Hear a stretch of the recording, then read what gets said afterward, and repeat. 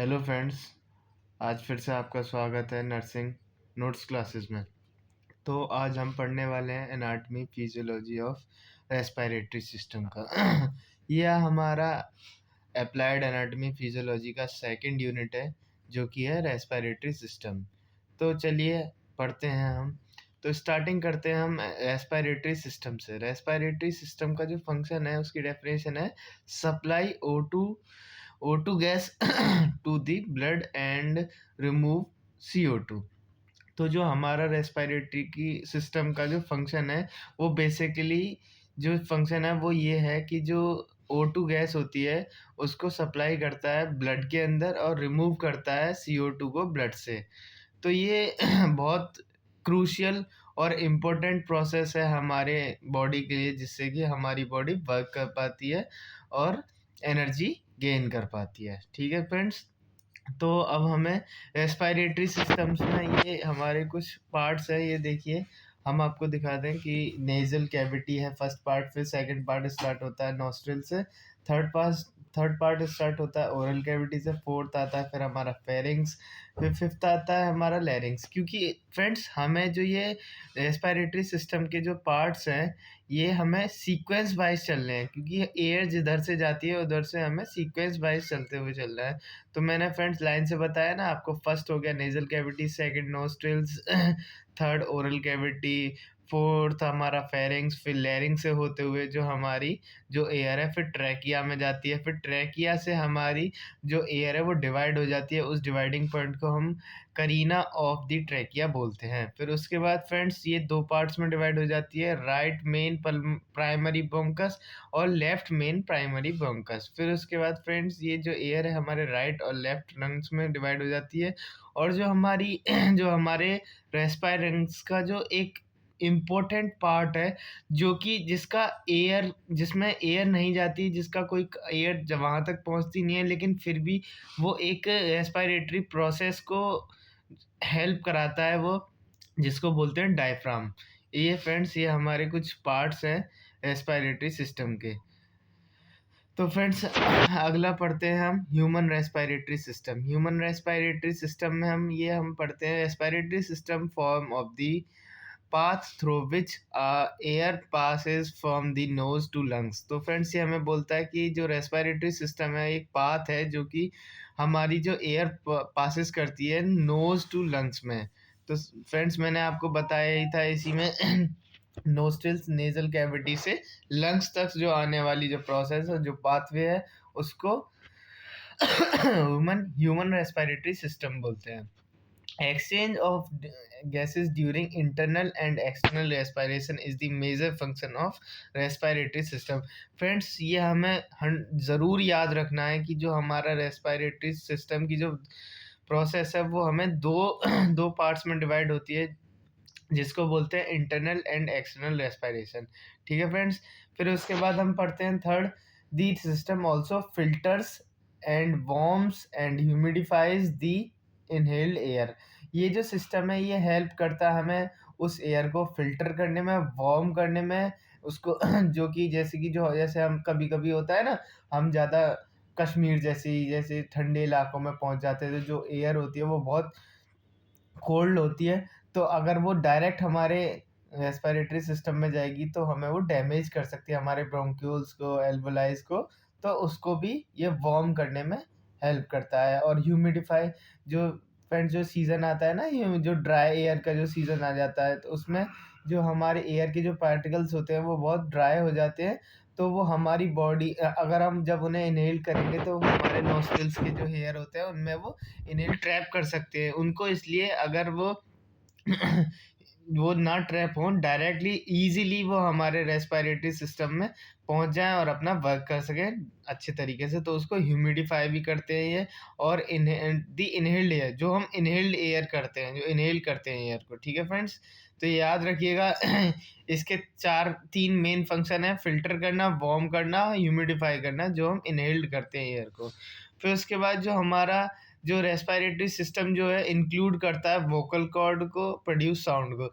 तो फ्रेंड्स जो हम आवाज़, जो मैं ये आवाज़ बोल रहा हूँ, ये आपको जो आवाज़ सुनाई दे रही है, इसमें भी बहुत इम्पोर्टेंट रोल प्ले करता है हमारा रेस्पिरेटरी सिस्टम वोकल कॉर्ड के ज़रिए।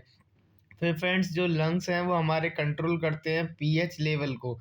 फ्रेंड्स जो हमारे लंग्स में जो गैसेस एक्सचेंज इंटरनल और एक्सटर्नल लेवल पे जो हमारी गैसेस एक्सचेंज होती है, उसमें भी क्योंकि वो ब्लड से निकालते हैं CO2 और ब्लड में ही O2 डालते हैं, तो उस एक्सचेंजिंग प्रोसेस को में भी हमारा जो पीएच का लेवल होता है उसको भी मेंटेन करने में बहुत हेल्प करता है हमारा रेस्पिरेटरी सिस्टम।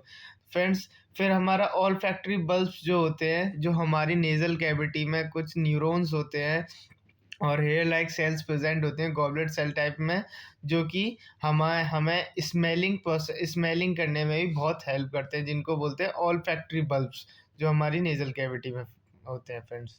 फिर उसके बाद पढ़ते हैं friend, the human cell needs continuous supply of oxygen for its proper functioning. जो जो हमारी गैसेस एक्सचेंज हो रही है, जो ऑक्सीजन और CO2 का एक्सचेंज हो रहा है, प्रोसेस हो रही है, उसमें भी फ्रेंड्स जो हमारा रेस्पिरेटरी सिस्टम है बहुत क्रूशियल और इम्पोर्टेंट रोल प्ले करता है। जो ह्यूमन सेल्स को है वो कंटिन्यूस सप्लाई ऑफ ऑक्सीजन मिलती है, जिससे कि जो वो सेल होती हैं वो प्रॉपरली वर्क कर पाती हैं, फंक्शन कर पाती हैं। फिर फ्रेंड्स हम बात करते हैं, also it eliminates CO2 carbon dioxide as metabolic waste. जो रेस्पिरेटरी सिस्टम होता है वो इसमें भी बहुत ज़्यादा वर्क इम्पोर्टेंट रोल प्ले करता है एलिमिनेट करने में CO2।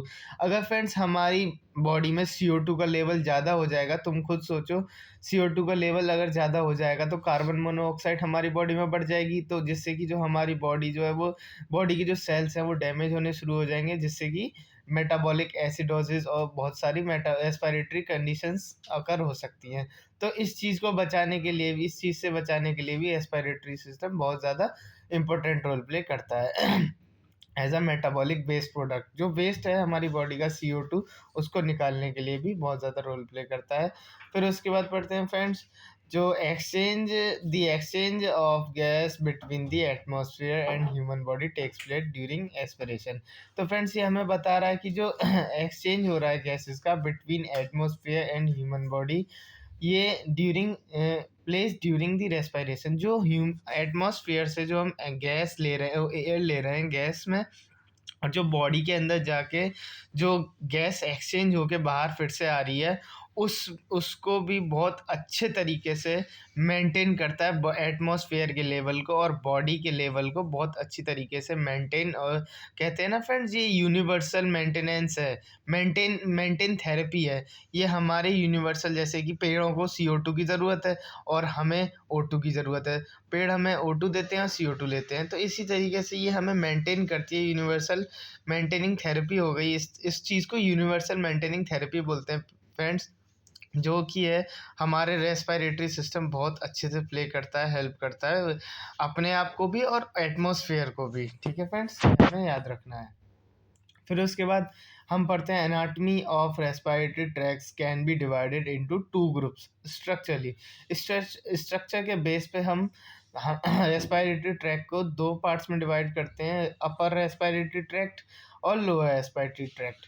जो हमारा अपर रेस्पिरेटरी ट्रैक्ट हो गया, हमारा नेजल नोज आ गया फर्स्ट, सेकंड नेजल कैविटी, फिर थर्ड है हमारा साइनसेस, फोर्थ है हमारा फेरिंग्स, है ना फ्रेंड्स। फिर इसके बाद हमारा सेकंड पार्ट आ गया दी लोअर रेस्पिरेटरी ट्रैक।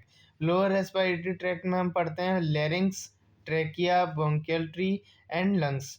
ये हमें फ्रेंड्स ज़रूर याद रखने हैं, क्योंकि जब हम एनाटॉमी का पेपर लिख रहे होंगे तो ये हमें ईजी लिखने में और समझाने में बहुत ईजी हो जाता है, जिससे कि जो हमारा एग्जामिनर है उनको अच्छा लगता है, जो हमें उनको जब वो पढ़ते हैं कि ये बच्चे को अच्छे से समझ आ रहा है, उसने अच्छे से क्लैरिफाई किया है कि जो रेस्पिरेटरी ट्रैक्ट है वो 2 पार्ट्स में डिवाइड किया गया है। तो हमें ऐसे ही लिखना है जैसे मैंने आपको नोट्स बता रहा हूँ। ठीक है फ्रेंड्स, दी अपर रेस्पिरेटरी ट्रैक्ट हो गया और दी लोअर रेस्पिरेटरी ट्रैक्ट हो गया। फिर उसके बाद पढ़ते हैं, दी organs of the respiratory tract can be divided into 2 groups.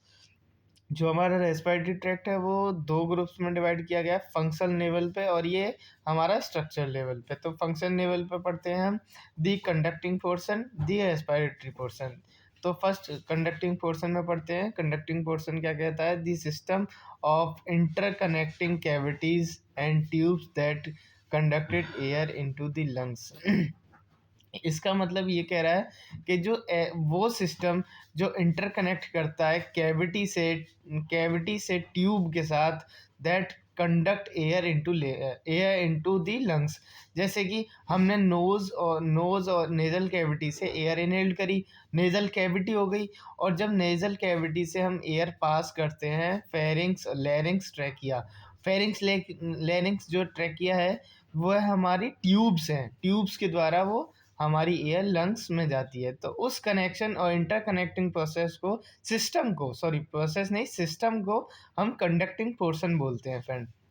तो इस कंडक्टिंग पोर्शन में आते हैं नोज, फेरिंग्स, लैरिंग्स, ट्रेकिया और ब्रोंकाई। फ्रेंड्स ये पांचों भी आपको अच्छे से याद रखने हैं फ्रेंड्स। फिर इसके बाद पढ़ते हैं the respiratory portion. Respiratory portion क्या कहता है? चलिए पढ़ते हैं। The system where the exchange of respiratory gases occur. ये ऐसा सिस्टम है जिसमें जो रेस्पिरेटरी गैसेस होती हैं उनका जो एक्सचेंज होता है वहाँ पे उन उन सॉरी वहाँ पे जहाँ पे रेस्पिरेटरी गैसेस का एक्सचेंज होता है उसको रेस्पिरेटरी पोर्शन सिस्टम बोलते हैं। तो वो है हमारे ब्रोंक्यूल्स, एल्वुलर डक्ट एंड एल्वुलाइज। तो फ्रेंड्स ये तीन हमारे रेस्पिरेटरी पोर्शन में आ गए, ब्रोंक्यूल्स, एल्वुलरी डक्ट और एल्वुलाइज। और कंडक्टिंग पोर्शन में क्या आ गया? Nose, pharynx, larynx, trachea, bronchi. Friends ये हमें याद रखने हैं। फिर उसके बाद एनाटॉमी पढ़ते हैं रेस्पिरेटरी सिस्टम की। तो फर्स्ट है हमारी नोज़ और माउथ फिल्टर करने में और वार्म और ह्यूमिडिफाइड करने में। मैंने आपको बताई था फिल्टर करता है, जो हमारे वेस्ट पार्टिकल्स हैं उनको फिल्टर कर देता है, वार्म करता है, एयर को ह्यूमिडिफाई करता है। और म्यूकस, जो नोज़ और माउथ में हमारा म्यूकस प्रेजेंट होता है वो हेल्प करता है ट्रैप करने में बैक्टीरिया, फॉरेन डेब्रीज को। और जो हमारे सीलियाज होते हैं वो स्विप करते हैं mucus toward the throat. Sorry friends, sweep करते हैं म्यूकस टुवर्ड द फ्रेंड्स को और डाइजेस्ट बाय स्टमक। जो कि सीलियाज होते हैं वो डाइजेस्टेड बाय द स्टमक हो जाते हैं। फेरिंग्स आ गया, थ्रोट है, फेरिंग्स को थ्रोट बोलते हैं। पासेज वो है पासेज है फॉर फूड और एयर का। एयर और फूड को पासेज कराने में हेल्प करता है, जिसमें आते हैं टॉन्सिल्स, क्लस्टर्स, लिम्फेटिक टिश्यूज हैं ये। फिर आता है third larynx, connecting contain vocal cord. Larynx contain करता है वोकल कॉर्ड। इसमें आता है epiglottis, cover larynx when liquid food swallowed। ये कवर करता है जब लैरिंग्स जब हम लिक्विड कोई फूड स्वेलो करते हैं उसको कवर करता है। ट्रेकिया विंड पाइप बोलते हैं, लाइंड होती है कार्टिलेजेस की, जो सी शेप्ड में होती है। ब्रोंकाई आ गया हमारा। फिर ब्रोंकाई ब्रांचेस ऑफ लंग्स आ गई। फिर ब्रोंक्यूल्स आ गई, स्मॉलर ब्रांचेस हो गई। फिर लंग्स में आते हैं एल्वुलाई। एल्वुलाई क्या होता है? एयर सैक होते हैं जहाँ पे गैसेस एक्सचेंज होती हैं। ये बेसिक यूनिट होती है हमारी लंग रेस्पिरेटरी सिस्टम की, एल्वुलाइज। ये हमें याद रखना है फ्रेंड्स। ये हमारे रेस्पिरेटरी सिस्टम का फिर से मैं आपको पार्ट्स बता दे रहा हूँ, ध्यान से याद रखिएगा। फर्स्ट पार्ट फर्स्ट पार्ट ये हमारे रेस्पिरेटरी सिस्टम की अनदर अनदर इम्पोर्टेंट पार्ट है, लेकिन हमें इनके बारे में ज़्यादा नहीं पढ़ना होता। ये सब इसी की सब टाइप्स में आ जाते हैं। Frontal sinus, nasal conchae, sphenoid sinus, nasal cavity, nose, larynx, pharynx, trachea, alveoli, bronchus, bronchioles, left lung, right lung, diaphragm. ये सब हमारे पार्ट्स हैं। ये हमें ज़रूर याद रखने हैं। और इसका डायग्राम देख लीजिए फ्रेंड्स, मैं स्टॉप करके आप रोक के इसको स्क्रीनशॉट ले लीजिए। ये हमें ज़रूर इसी तरीके से बना के दिखाना है टीचर को पेपर में, ताकि उसको अच्छा इंप्रेशन लगे और वो देखते ही आपको अच्छे से अच्छे नंबर दे दे। तो फ्रेंड्स थैंक यू, आज के लिए इतना ही। फिर उसके बाद फिर से पढ़ेंगे अगले लेक्चर में। अगर आपको पसंद आया हो तो लाइक करें, सब्सक्राइब करें, शेयर करें।